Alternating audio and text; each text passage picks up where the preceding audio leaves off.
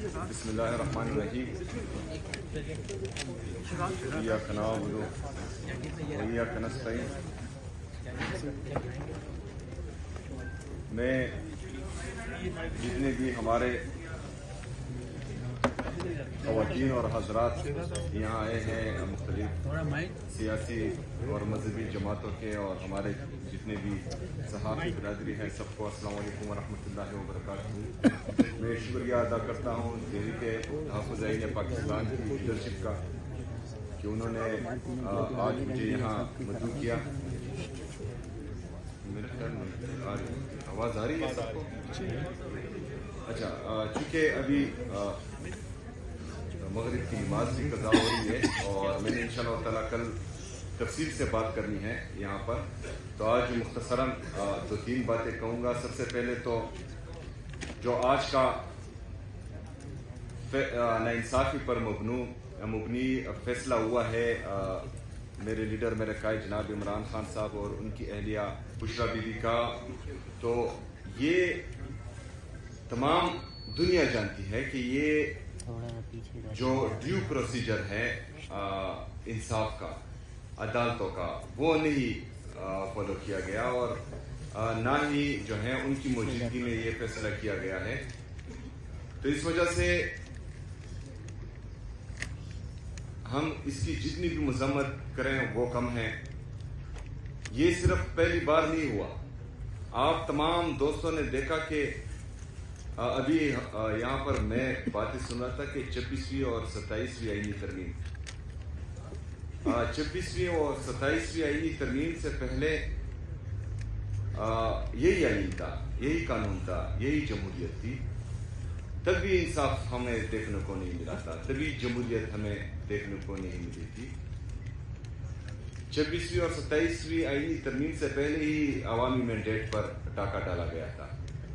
26ویں اور 27ویں آئینی ترمیم سے پہلے ہی جو نیشنل پریس کلب میں پریس کانفرنسز کرتا تھا اس کو جو ہے معاف کر دیا جاتا تھا اور وہ تمام کیسز سے بری ہو جاتا تھا. اور جو عمران خان کے ساتھ کھڑا ہوتا تھا وہ آج تک جو ہے جیلوں میں بند ہیں اور ناحق قید ہیں. تو یہ ادارے جتنے بھی ہیں وہ پہلے سے مفلوج تھے. ہمارا جمہوری نظام پہلے سے ہی مفلوج تھا. اسی لیے میرا لیڈر میرا قائد جناب عمران خان صاحب بائیو میٹرک الیکشنز کروانا چاہ رہا تھا، جو بدقسمتی سے ٹائم پر اس کا پروسیس نہیں ہوا اور پھر رجیم چینج آپریشن ہوا. اس کے بعد جو ہے تمام جتنے بھی ہمارے پروسیسز تھے وہ سبوتاج کیے گئے جمہوریت کی بحالی کے لیے، جمہوریت کو مضبوط کرنے کے لیے. تو ہمارے عدالتیں صرف فیصلے ہی کر رہی ہیں، انصاف نہیں کر رہی. اور اگر کوئی یہ سوچتا ہے کہ آج اس کی حکومت ہے اور کل کو وہ بچ جائے گا تو یہ اس کی خامخیالی ہے، کیونکہ بچنا کسی کو نہیں ہے. لیکن 26ویں اور 27ویں آئینی ترمیم کے ذریعے جو قوانین لائے گئے، بہرحال میرا لیڈر میرا قائد جناب عمران خان صاحب اور ان کی اہلیہ وہ بے گناہ ہے، انہوں نے کوئی جرم نہیں کیا. لیکن کچھ لوگ پھر سرٹیفائڈ چور ہیں، ان کے خلاف ثبوتیں بھی موجود ہیں، تو ان کا پھر برا حال ہوگا. کیونکہ عدالتیں تو ساری عمر مفلوج نہیں رہے گی، جمہوریت تو ساری عمر مفلوج نہیں رہے گی. تو یہ ایک دروازہ کھولا جا رہا ہے اور سیاسی جماعتوں کو جو ہے سیاسی جماعت ہی رہنا چاہیے. کسی کے اعلی بن کر کسی ایک پارٹی کو یا جمہوری طاقتوں کو اس کا قتل عام، ان کے ورکروں کو ہراساں کرنا، ان پر تشدد کرنا، چادر چار دیواری کی پامالی کرنا، ایک سابقہ وزیر اعظم کی بہنوں کو سڑکوں پر گرانا، ان کی بے عزتی کرنا، ان سے چادریں چھیننا، تو یہ روایت غلط ڈالی جا رہی ہے اور اس کا نقصان پھر سب کو ہوگا. تو اس وجہ سے ہم چاہتے یہ ہیں کہ یہ جنگ صرف عمران خان صاحب کی نہیں ہے، یہ پاکستان تحریک انصاف کی نہیں ہے، یہ تمام جمہوری قوتوں کی جنگ ہے. یہ ان سب کی جنگ ہے جو چاہتے ہیں کہ پاکستان میں جمہوریت مضبوط ہو، پاکستان میں ادارے مضبوط ہو. کیونکہ اگر ادارے اور جمہوریت مضبوط نہیں ہوگی تو پاکستان جس سٹیج پر آج کھڑا ہے آج ہم 80,000 ارب روپے کے مقروض ہیں. ہمارا ٹوٹل جی ڈی پی جو ہے وہ 1,12,000 ارب روپے ہے. یعنی ہمارا ٹوٹل جی ڈی پی کا 72% پاکستان مقروض ہو چکا ہے.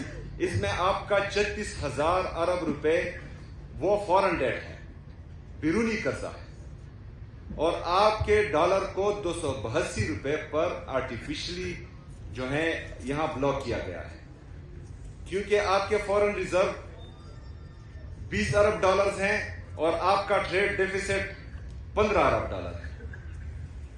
تو یہ 20 ارب ڈالر جو ہیں آپ کے ایکسپورٹ سے آپ کو نہیں آئے. یہ 20 ارب ڈالر یا تو کسی ملک نے آپ کو قرضہ دیا ہوا ہے یا آپ کا جو ہے I M F, world bank اور ایشین ڈیولپمنٹ بینک کے لون ہیں. کچھ 3-4 ارب روپے ہوں گے جو ریمیٹنسز میں آئیں گے. اگر فرض کریں یہ باہر دنیا آپ سے اپنا قرضہ واپس لے لے, یا جو ہے جنہوں نے آپ کے ساتھ کچھ دوستی کے ناطے رقم رکھی ہوئی ہے, تو آپ کا ڈالر 400 سے تجاوز کر جائے گا, اور یہ 36,000 ارب روپے جو آپ کا بیرونی قرضہ ہے یہ 50,000 سے اوپر چلا جائے گا, اور آپ کے 1,12,000 جو جی ڈی پی ہے اس تک پہنچ جائے گا. تو پھر آپ کا ملک دیوالیہ کر جائے گا. تو ہم ان کے کرپشن پر, جو غلط نظام, جو غلط لوگ اس ملک کے بند کمروں میں پالیسیاں بناتے ہیں, فیصلے کرتے ہیں, غلط حکمرانوں کو آگے لاتے ہیں, لوگوں کے کرپشن چھپاتے ہیں, ان کے خلاف ہم آواز اٹھائیں گے, کیونکہ یہ میرا پاکستان کا مسئلہ ہے, یہ پاکستانیوں کا مسئلہ ہے, یہ پاکستان تحریک انصاف کا نہیں, عمران خان کا نہیں, یہ ہمارے بچوں کے مستقبل کا مسئلہ ہے, اور ہم نے انشاءاللہ تعالی اس کے لیے مل کر لڑنا ہے.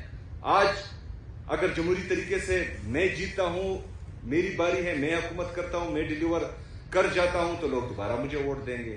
میں ڈیلیور نہیں کر پاتا تو آپ لوگوں کا نمبر آئے گا, کسی اور کا نمبر آئے گا, تب میں نے انتظار کرنا ہے. آج آپ انتظار کریں. تو یہ سارا سسٹم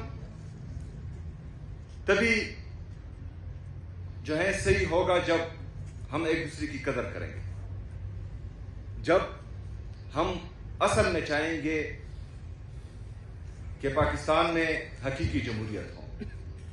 ایسا نہیں کہ ہم چارٹرڈ آف ڈیموکریسی سائن کریں اور پھر کونڈولیزا رائس کتاب میں جو ہے میری بھی کہانیاں لکھیں اور آپ کی بھی کہانیاں لکھیں کہ بیک ڈور پر کیا چل رہا تھا. تو اس طرح کی چیزوں سے ہم نے کنارہ کشی کرنی ہے. میں تحریک تحفظ آئین پاکستان کی تمام لیڈرشپ کو یہ یقین دلاتا ہوں کہ انشاءاللہ تعالی پاکستان تحریک انصاف کے ادنا ورکر کی حیثیت سے خیبر پختونخوا, جس کے ساتھ مسلسل امتیازی سلوک ہو رہا ہے, جس کے ساتھ مسلسل ایک سوتیلی ماں جیسا سلوک ہو رہا ہے, اس صوبے کی پوری عوام, اس صوبے کی حکومت انشاءاللہ تعالی آپ کے ساتھ کھڑی رہے گی, اور آپ کے ہر فیصلے کو, چاہے وہ مزاحمتی تحریک ہو یا چاہے مذاکراتی تحریک ہو, دونوں میں انشاءاللہ تعالی آپ کا ساتھ دے گی. شکریہ. بہت شکریہ.